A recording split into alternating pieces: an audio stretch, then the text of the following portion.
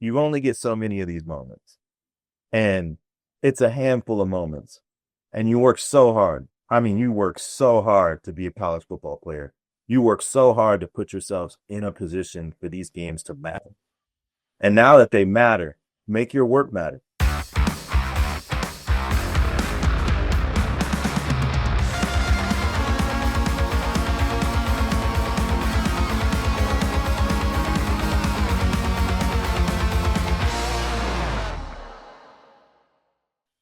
Pay heed, all who enter, and beware of this podcast. That's right. This is the Pay Heed podcast on the Kansas City Sports Network. I'm Nick Springer here with Kevin Flaherty. We are, of course, brought to you by Emprise Bank, your partner in all things possible, member FDIC. Today, we'll have a very special guest joining us later on in the show, none other than Brandon McAnderson of the Jayhawk Radio Network. So on the sidelines is going to be joining us later on in the show. Of course, Orange Bowl winner from the mid-2000s, an excellent running back and fullback. He's going to be talking to us a little bit more about the K-State game coming up later on in the show. So stay tuned for that. If you have not already, please go ahead and subscribe. Apple, Spotify, on audio, and on a YouTube channel at Kansas Jayhawks KCSN. You'll definitely want to be subscribed on YouTube because that's how you'll know when we go live for our post-game show after the game on Saturday afternoon between KU and K-State. And as I've said, win or lose, you'll probably want to tune in because it should be either an extremely fun show or one that maybe... Yeah, we won't go there, but you'll want to tune in. And the best way to tune in is to subscribe so that you'll be notified when we go live. You can do that on a YouTube channel. This is a very busy week for us. We're going to be talking, obviously, plenty of KU and K-State for the Sunflower Showdown. Later in the week, we're also going to be talking Big 12 Media Day on the basketball side. That's coming up on Wednesday at the T-Mobile Center, so you can be able to look out for more content from us from that. Hopefully, we'll get some interviews and also talk about our takeaways from that at the T-Mobile Center on Wednesday. And, of course, plenty more of KU and K-State talk. Before we dive into a little bit of what Lance Leipold had to say about K-State ahead of this matchup and then later on with Brandon McAnderson, I did want to kind of kick things off here a little bit because I'd seen some conversation about this over the weekend. Late Night in the Fog was on Friday nights, and it seemed like a little bit of a mixed reaction. Full disclosure, neither Kevin or myself were actually there for it. Kevin was in Hayes, Kansas for Great Bend and Hayes. Hayes America, Nick. Let's get this right. Hayes America. So if you want to hear more about that and all of the latest recruiting updates, that's a little bit of a nice way to tease the Verbal Equipment podcast that you can check out on Verbal Equipment on audio as well with Kevin and Ryan Wallace. So another words there, but yeah, kind of some mixed feelings about it, some mixed thoughts out afterwards, and I kind of wanted to share a little bit of my 2 cents about it, which is Late Night in the Fog to me was already kind of declining in sort of, I guess, for lack of a better term, relevance to, as it basically symbolizing the kickoff of the basketball season. But a couple factors have, I think, shifted that. Number one being that with revenue sharing now, I think Kansas has decided to put resources in other areas versus late night, right? I think it's become a less significant event. And truthfully, at least for me, it's felt like over the past handful of years that it was most significantly utilized as a recruiting event, right? To get recruits on campus. Well, as we talked about earlier, earlier in the month, Kansas already has basically all of its class for 2026 committed. So not much really to show the guys that you already have committed. So I don't know. It was just seemed like it was kind of a weird thing. I don't know if you had anything else to add, Kevin, before we switch to football, but I just wanted to kind of kick off the show with that a little bit. Yeah, I used to go when I was like a little kid, and it used to be at midnight. And so you would go there and, as a little kid, it really kind of sucked to sit there for however many hours before the action got started and the skits and the dances and everything.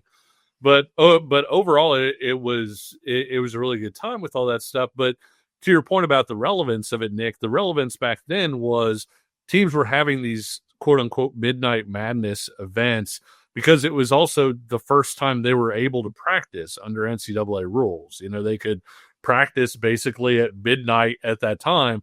And so it was the first time you got to see the team practice. And so there was a basketball value to that as well. At this point, Nick, they've been working out. They've been practicing, all of these different things. And so you lose that element of it as well, too. And to your point, I do think it's become more of a quote unquote recruiting event over previous years. It doesn't bother me a whole lot, to be honest with you, to not have a little Yachty or I love Tech 9. What? bothers me. 9 as much as the next guy. I was there for Snoop Dogg stuff too, but at the same time, that was a fairly recent thing anyway in terms of adding the artists and everything to it. And so, yeah, I mean, I'm right there with you. I think money is better spent in other areas, and let's be honest, like Kansas is spending it in some pretty good areas. When you're talking about either rev share, if you're talking about NIL, if you're talking about stadium stuff, facilities, things, whatever.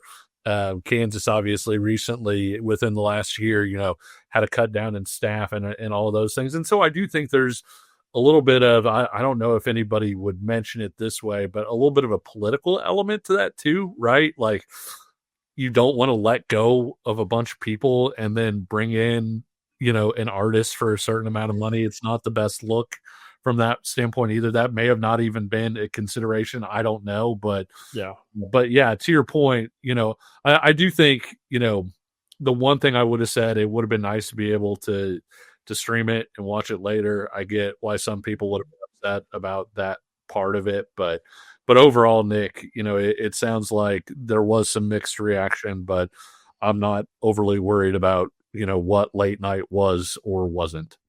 Yeah, I mean, I would say if you're trying to reignite it, I would say a couple things. Well, number one, you mentioned it there at the end, sort of the fumbled streaming situation where it didn't seem that it was really communicated very clearly or at all that it was not going to be available, right, when it had been available in previous years. So maybe some better communication on the front end there might have helped out with some of that issue, some of those issues. But I would say also, if you want to sort of reignite it, I think you just need to reimagine it. Make it a more exclusive event. Make it something, add something to it. I don't know, go back to having it at midnight, right, and turn it into like, hey, an exclusive open practice, right? Or I don't know. So I don't know. Just those are some just ideas off the top of my head to change it. But yeah, in its current iteration, it is what it is. As you said, like I'm not really gonna get too wound up about it. I mean, it is what it is. So, all right, let's shift gears over to football now with KU and K-State. As I said, we're going to be joined by Brandon McAnderson from the Jayhawk Radio Network later on the show to talk about his experience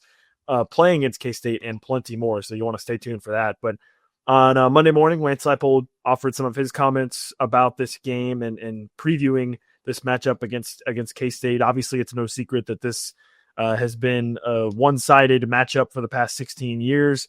Although the last couple of seasons, Kansas has obviously been, you could argue, the better team in games that they've lost. And so we'll have a much more in-depth preview of this game on sort of the X's and O's stuff a little bit later in the week. But when you think about this game, Kevin, as we're sitting here recording this on Monday afternoon leading up to the game, well, where's your vibes at, I guess? How are you feeling?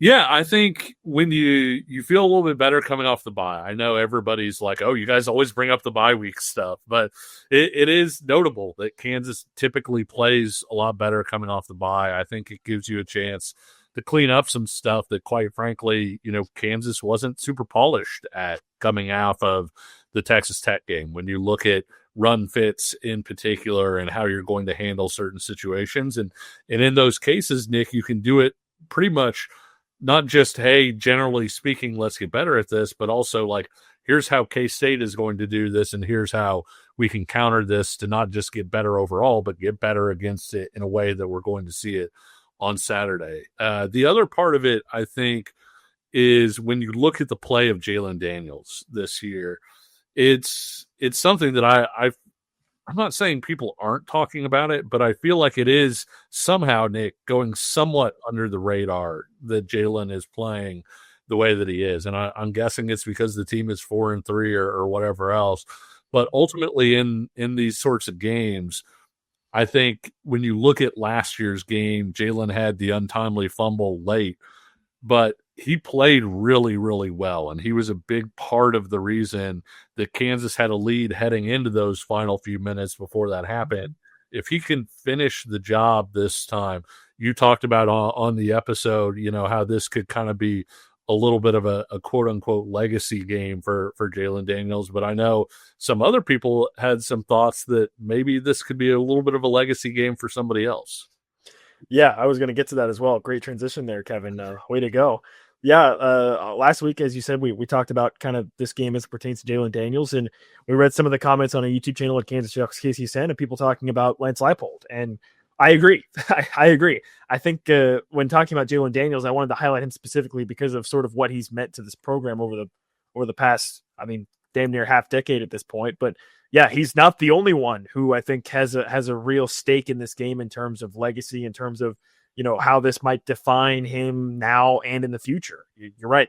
Lance Leipold also, I think, bears a lot of that legacy as well. Bears a lot of that discussion also because, yeah, this is a huge game for him. I mean, this is to me, if we're talking about the rebuilding of Kansas football, the rebuilding of the Kansas football program, and Lance Leipold actually spoke a little bit about this at his press conference on Monday too, is that there's different stages to it, right? And as you progress through the stages, the sort of the next stage at this point for Kansas is to end the streak, right? Yeah. That to me is like the next sort of glass ceiling you have to break through if you're Kansas to sort of reassert yourself as a really legitimate program. And Leipold basically said as much in his press conference of saying, it's not a rivalry if it's not competitive. And for the better part of 12, 13 years, it was not competitive towards one side.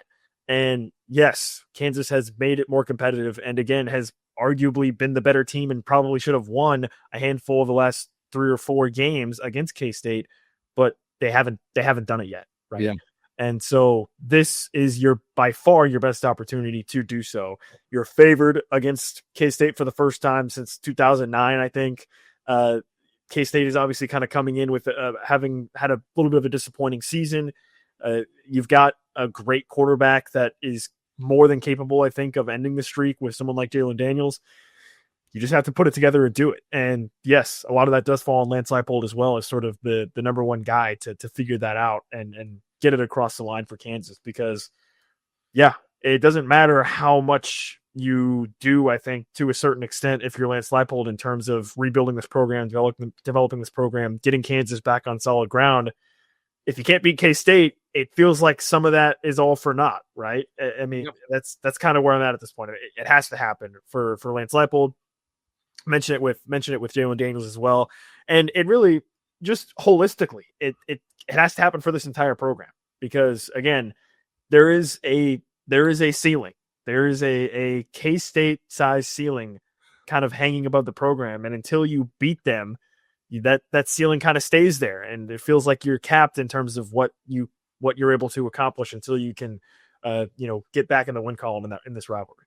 Yeah, absolutely. And I think there's recruiting implications to it. Kansas is currently doing really well in state in this class, Nick, but how do you ensure that that's something that you continue to do and it's not a 1-year blip and that you continue to have something to sell to people?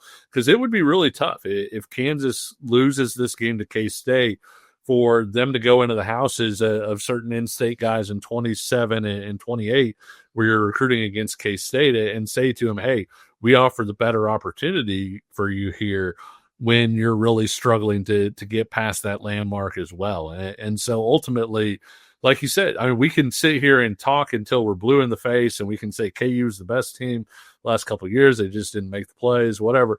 At some point, if you want to be a member of this rivalry, you got to win a game. And Kansas hasn't won a game in a really long time. And it's one of those things that for Kansas to stop being, the cute little engine that could or whatever, you have to legitimately put some stakes into this thing and go win a game.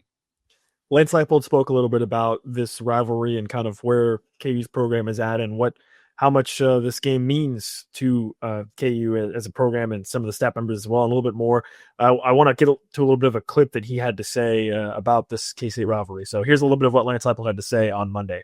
Is there probably extra pressure? I sure hope it's not on the kids, okay? If it's going to be anybody, it should probably be on the head coach. But again, this program is aware how many games they've won in a row. I'm not going to act like they don't, and we shared that with our players. So it's part of the process of where this is at. But again, if they can't change what was done in the past. What you can change is what you do today and the work you put in and what you do on Saturday. So I hope not, but again, they're aware of the status and where it sits from series standing to what's happened over the last decade and a half to where we have to be on Saturday afternoon. That was just a little bit of what Lance Leipold had to say as it regards to K-State and this matchup in the Sunflower Showdown. And yeah, I mean, this is obviously a huge game for KU from a program perspective. They've got to find a way to get this one done. And being competitive is just not enough anymore. And I think I speak, Kevin, for a lot of KU fans when I say that, in the sense of, yeah, it's fun that you're competitive now, or it's good that you're competitive now, but that just simply being that doesn't mean anything. You have to go out and actually win some games. You have to go out and actually win a game like this. And I'm excited to hear what Brandon McAnderson has to say about this and sort of some of his thoughts on it. But that's kind of where I'm at. It's like, you just have to win the game, right? Like, nothing else really matters except winning. It doesn't matter that you look like the better team. It doesn't matter that you play great for 59 minutes. If that final minute costs you, then it becomes irrelevant. So it's, for a long time, it was, you hope to be competitive. Now that you've been competitive, that's great, but it doesn't matter. Bottom line is, you have to win.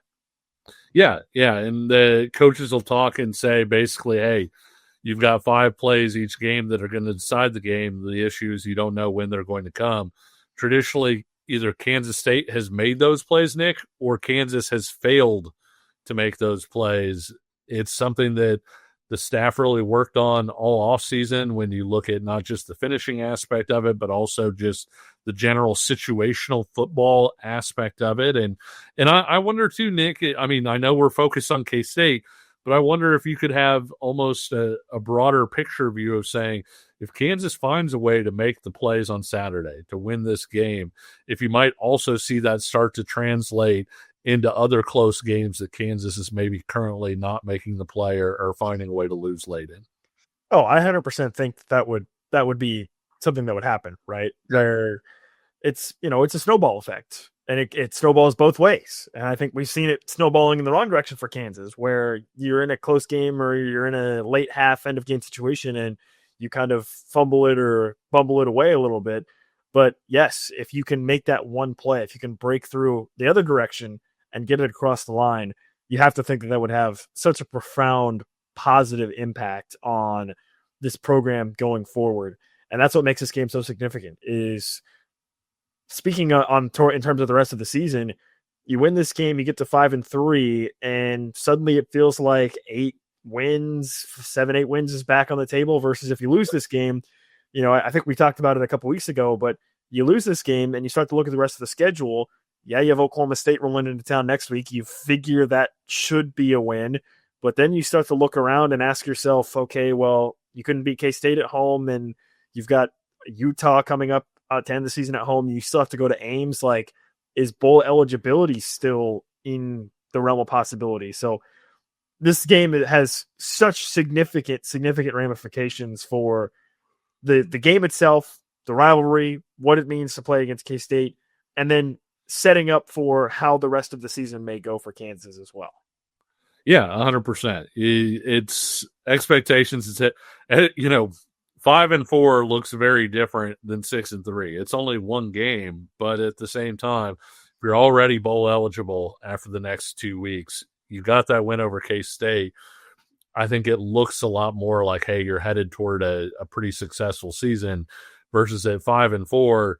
There's some doubt. Hey, are you going to find a way to get to a bowl game? Or are you going to find a way to get to where you want to get? And that year is not going to include a rivalry win. This is a huge game. And that's something that I'm not telling anybody that, there's not going to be anybody in the comments that's like, oh, I didn't know that until Kevin said that. But at the same time, this game is huge, not just for this week, but also for Kansas being able to potentially reach some of its goals later on. We'll be breaking down this game a little bit more in depth, talking about matchups and sort of what we predict may happen for this game coming up a little bit later on in the week. Let's take a break, and when we come back, we'll get a chance to chat with the Jayhawk Radio Network's Brandon McAnderson, Orange Bowl winner Brandon McAnderson, and a member of a team that also has a bit of a unique parallel potentially with this year's team that he was a part of in the early 2000s that also broke a streak against K-State. Not quite as significant as the one that KU faces this season, but still maybe some parallels there. So we'll talk about that and plenty more. That's coming up next. Calling all Chiefs fans, you could be on the field at the 50 inside GEHA Field for the official coin toss at a Chiefs home game this season. Visit Chiefs.com/GEHA now. Enter to win a chance to be on the field for a once-in-a-lifetime view of the pre-game coin toss. Plus, you can score other exclusive prizes. Enter for a chance to win at Chiefs.com/GEHA. GEHA is the proud partner of the Kansas City Chiefs. I'm Brett Goodwin, one of the owners of The Learning Tree. The Learning Tree is a neighborhood toy store in Prairie Village, Kansas. This has been here in this location since 2000s, and my husband Alan and I purchased the store in 2023. Alan and I grew up in families where we've always wanted to have a business together. Alan grew up, for instance, his parents had a jewelry store. I worked in a local toy store here in Prairie Village when I was growing up. When this opportunity happened in 2023, we knew right away we wanted to contact them and pursue the store. We wouldn't have been able to get the store without the team at Emprise Bank. From the day we contacted them, they knew what we needed to do, which was very helpful. I would absolutely recommend the team at Emprise Bank to anyone looking to secure a business. We worked with Emprise from day one. They were extremely helpful. They were always great resources. We talk to them frequently. They know the area. They're very friendly. We know who we're going to talk with, and they know what we need to do. We hope we'll see you at the Learning Tree. Chiefs Kingdom, I have got a question for you. What is your favorite touchdown? Well, for me, I can confidently say that my favorite touchdown, it's the next one, because with DraftKings Sportsbook, an official sports betting partner of the NFL, every touchdown could bring you closer to cashing in. From the first touchdown score to anytime touchdown props or the thrill of live in-game betting, every snap is loaded with opportunity. From spreads to money lines, same game parlays, regular parlays, you want it, DraftKings has got it. Here's the best part. Bet just $5, and if your bet wins, you'll get $200 in bonus bets instantly.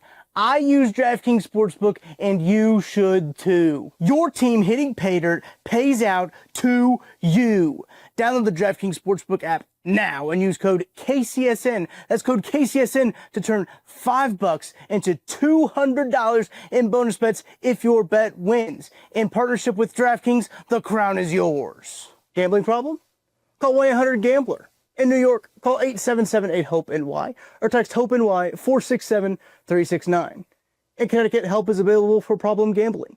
Call 888-789-7777 or visit ccpg.org. Please play responsibly. On behalf of Boot Hill Casino and Resort in Kansas, fees may apply in Illinois. 21 plus age and eligibility varies by jurisdiction. Void in Ontario. Bet must win to receive reward. Minimum minus 500 odds required. Bonus bets expire 7 days after issuance. For additional terms and responsible gaming resources, see dkng.co/audio. This is the Paid Podcast on the Kansas City Sports Network. I'm Nick Springer, along with Kevin Flaherty. And as promised, we're joined by a very special guest, none other than Brandon McAnderson of the Jayhawk Radio Network. You can hear him on the sideline of the radio call coming up on Saturday for KU and K-State. B-Mac, how you doing? I'm well, man. I've had a great off week. Got to watch my boys. Got to watch my son at Tiny Mission Northwest. I thought that watching my kids play football was fun, but watching my kid play varsity football is crazy. I mean, sometimes people will be like, hey, what are you doing this Friday? I'm like, nothing. I'm watching a football game. Then I'm going to go home and lay down because I'm tired. And like my emotions are all over the place. But man, it's been awesome watching again. My younger boy's 10 years old and they both play. So a lot of my focus this past week was on that. Well, speaking of emotions, big game obviously coming up on Saturday against Kansas State. The Jayhawks looking to snap that long streak that the K-State has had. And you have a little bit of an interesting perspective on that because you were part of a KU team back in 2004 that also broke a streak of losing against K-State. I want to kind of take you back in time a little bit. And what do you remember from that game and your experience of playing against K-State and your playing time at KU? So we broke both streaks during my career. So I'll go with the first one. 04 was very similar to this. K-State was coming off of that monster year they had with L. Roberson and those guys, and they still had Sproles, but not a whole lot else.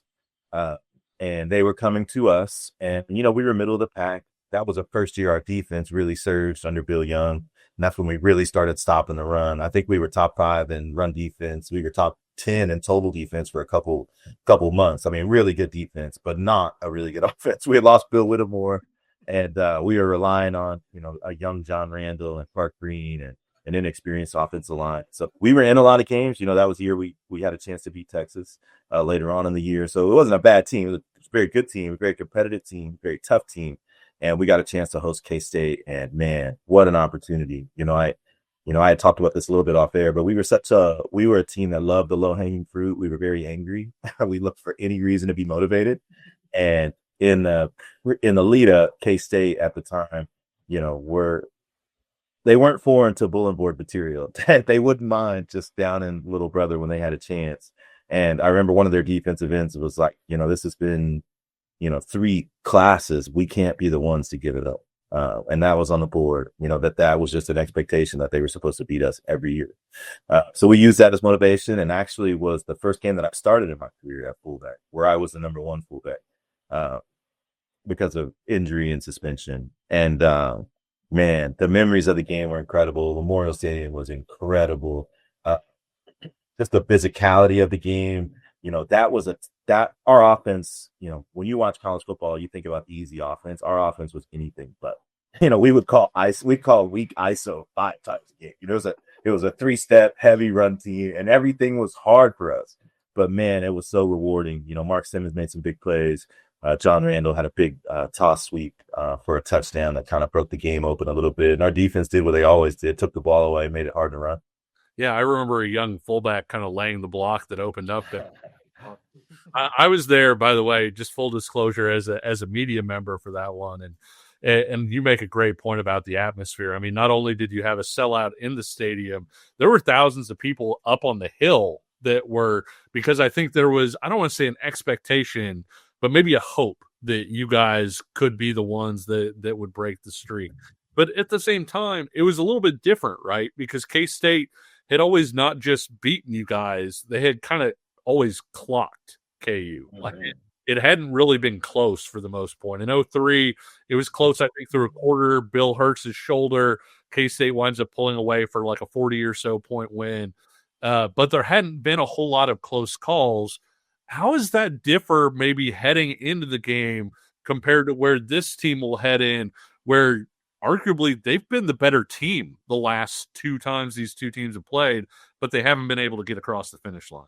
Yeah, so you should have given me a trigger warning before you mentioned Bill Whittemore's injury. Sorry about that. We had Bill on the show, by the way, Missouri week, and he was talking for a while. He goes, "You guys may tell that I was injured a lot during my career." Yeah, what a stud. I love watching that player. He's one of my favorite, guy. You could just remember seeing him do so much awesome stuff. To your point, I committed the evening that we lost to K-State 60-0. So I called Coach Bowen that night and pledged my commitment. So it was always very personal to me. So for us to progress that much in 2 years was awesome. And for you to say that could have been a game down in Manhattan, I mean, our defense wasn't very good that year. Sure. It probably have been 66-63. So this was really our first chance where we felt really good about the matchup.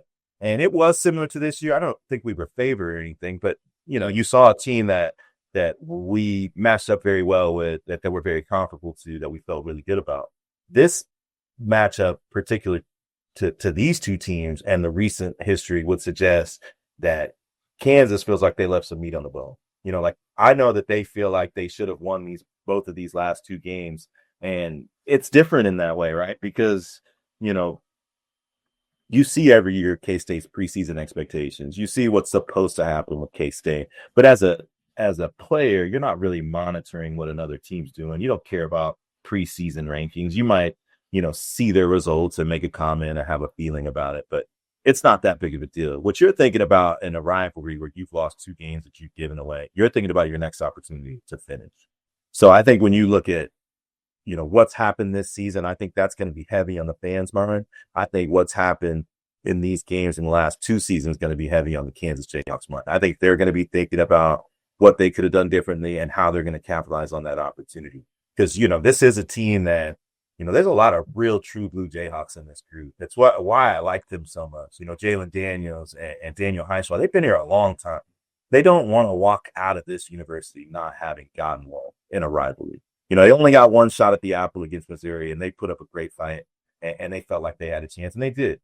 But this is it for them. This is the last bite at the apple at a rival. You don't want to walk away from your rival not having ever tasted victory against them. So I think there's a lot of true blue Jayhawk type guys on this team that are going to want to get this one. And I think they're going to be thinking about the history more than they're thinking about, what they've seen or experienced this season. Of course, that's going to shape how they play. But I think they're going to be motivated by the past. Well, you touched on it a little bit earlier, but you're a Lawrence kid. You're from Lawrence and born and raised here and went to KU. And what does this rivalry mean then for you? Or how would you best describe it to somebody who isn't from Kansas or isn't aware of what this is? So over the years, as a growing up, it wasn't a huge thing, right? K-State was the better team towards the late 90s, but I was already thinking about myself as a college football player, so I wasn't thinking about it in that way. When I was younger, KU beat up on K-State, and every once in a while, K-State had some fun players. That was kind of how it was for me as a kid. Now, growing up in Lawrence, half the teachers are from Kansas State, half of them are from Kansas. So, you get to know each of them. There's not like a strong dislike on the Lawrence side. I say on the Lawrence side because in 2018, when my cousin was playing at K-State, I went to a road game and they were doing the FKU chant in the bar on Friday, the night before the game. I'm like, okay, well, they feel differently about us. I kind of think of it. It always just felt like a proximate rivalry, like family rivalry. Like you feel like so many people that you respect, that you root for, that played at that school, but you always want to hurt them. You always want to win. You always want to laugh at their pain. And that's kind of how I think about this K-State one.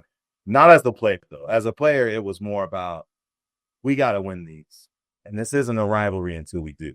And that was our hyper focus on those things. Mangino famously played "We're Not Gonna Take It" all week during the K-State week. His whole career, it was just constant. We're not gonna take it, blasting through the speakers. So we didn't talk about it as much, but there was a belief that we needed to end that stuff and that we needed to move this off the table because this isn't what good football programs do. Good football programs don't get dominated by any school, and that was the motivation. So I think they're going to be in a similar space. So this has to end now. Speaking of all week, all year, pretty much since the last K-State game, when we talked to Gildersleeve in the spring, he talked about how when they would be doing team conditioning and they would get to that fourth quarter part of strength and conditioning, they would play the last 2 minutes of the last K-State game. What does that do to you as a player? You hate to say, like, obviously every time you go out, you try and win, but does that add a little extra oomph or emphasis? Just sort of, man, I'm sick of hearing about how we lost this game last year. I'm sick of always having to see this. Does it change the way you approach things at all? I think it should. If you're serious about being a college football player and if you're serious about what you want for your career, it should. And as a player, it's not as much thinking about the pain of the moment. It's as much about using preparation to make sure that when that moment comes again, you'll be ready. Because the moments that have ended up being losses for Kansas have not been incredibly complicated, right? If you're thinking about the two biggest plays, you would think about Jalen's fumble. I think if he doesn't fumble on second down, we just win the game. And he obviously didn't want to fumble. It was 2nd and 18. This guy's put his life on the line for the Jayhawks many, many times, right? This is what we expected of him. We knew he was going to, and it just didn't go his way. So for him, it's going to be about when I get that moment again, I'm going to use ball security because other than that, the guy was nearly perfect in that game, let alone perfect. He was electric in that game. His arm, his decision making, he was electric in that football game. There's one mistake that cost him. And I go back to the previous year and I think about, Rich Miller having the ball in his hand and 15 yards from finishing that game, and he doesn't catch it. Rich Miller could spend 100 times on the jugs and all these different things, but that was that moment. That was the moment you had. So when I think about it as a football player, I'm thinking about preparing myself to be ready for that moment because you don't know what it's going to look like, but you got to finish it. And I think these guys want to finish it. Along those lines, kind of what you were just describing, if you are in a situation like Kansas is, having lost this game, 16 straight times, or had those plays go against you for so long, is there a mental block as a player? And if so, how can you overcome that? What's the process, do you think, to crossing that line? So I don't think that there is a mental block, and I think it's the hardest thing to practice and prepare for. Situational football, it's smart to prepare for football, right? It's smart to put kids in the situation to where it can be second nature. But the thing that can't be second nature is the gravity of the moment, the way that it feels, the way that it looks, how it comes, when it comes. All those things are completely unknown, and they can't be prepared for. And I realize that them not being able to finish these moments are frustrating, collectively. They're frustrating for the guys internally. It's frustrating for the fans externally, but it's not a switch you can turn. We talked about the 2004 season. We lost that game to Texas that we should have won. And everybody thinks about it as that penalty. But we had a 3rd and 17 against Finch Young, a 4th and 17 against Finch Young. He ran for it, right? So we always remember these things how we want to remember it. But there were many times in 2004 where we didn't finish. In 2003, hosting Texas Tech, we gave up a 3rd and 19 to the house on a draw play. In 2006, we were 35-17 to Baylor, lost 35-36. And all these things continuously happen. In 2003, they happened. In 2004, they happened. 2005, they happened again. In 2006, they happened even more. We lost in overtime to Toledo, a game that we should have won. We could have had an Orange Bowl-like season the year before. And there were so many games that we couldn't finish in 2006. And it wasn't a process of learning or turning on a switch.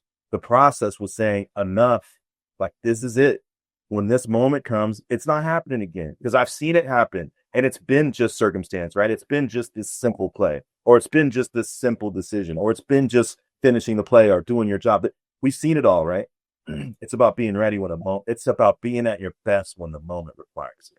And there is no preparation for that. And they've got to be able to be ready the next time it comes and just keep it moving, because that's what the sport is. Yeah, it'd be a lot easier if you knew when those 5 supposed game-changing plays were going to come. Unfortunately, they don't hand out that script ahead of time, whatever some people may think of the Kansas City Chiefs and scripting. but I am all, as a Raider, I must say this. Yeah, but back on topic. That's just pretend I didn't say that. Okay. Pertaining to this year's game, what are you expecting? Like, what are you looking for as Kansas heads into this one? So one of the things that I've been looking for that hasn't quite come to fruition this year is, and I don't know what to relate it to, but before the Arrowhead year, our defense at home against the run was very stingy, very stingy. You remember we held Iowa State to 11 points that one game where we forced all those field goals. We're very good at red zone defense. You saw it against West Virginia. Cincinnati is a juggernaut offense. And, that was if you look at some of the success rates, that was the one game where I thought we really got beat up in terms of like production. But what I'm expecting is that version of the defense to come out with some focus, some anger, some physicality, like what we saw against West Virginia, in terms of this team is not dynamic in schematics. They're going to want to run the ball, have the hat with the quarterback to get an extra body in there with a very fast quarterback. They've got a very fast receiver, Brown outside, who can pretty much do it all. But you kind of know what they are. So what I'm expecting is for Kansas to come out and be physical, do what they do, and be ready to make it hard for the Wildcats to do what they want to do. Force them into that second and third option. Force them into trying to figure out something else. And on the offensive side, I expect JD to be JD. I expect the offense to be explosive. And that, like I said, that guy's been ready for all these moments, and I expect him to be great. If you had the opportunity to get up in the locker room before the game and address the team before they run out the tunnel, what would you tell them? Man, I think I would tell them that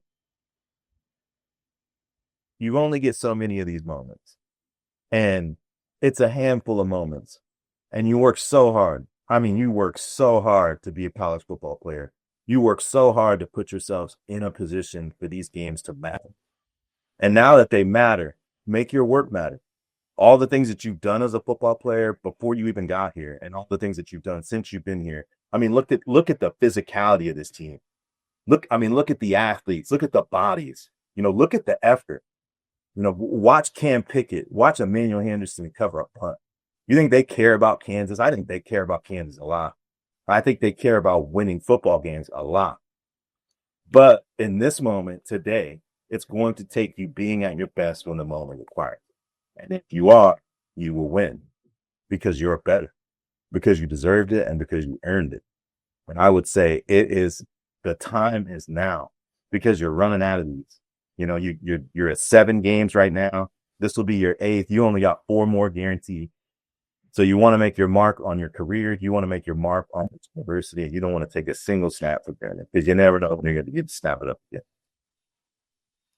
Kevin, you got anything else for BMAC here? No, I think BMAC covered it there. That's a good place to end it for sure. I had like a couple like trite recruiting type questions, but no, I think that's a good way to end it, honestly. Well, BMAC, we appreciate your time. That would be it. That would be my pregame speech, man. I want to see these guys get what they deserve.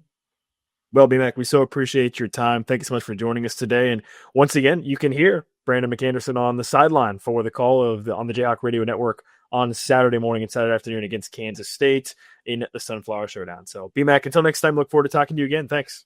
Appreciate you guys.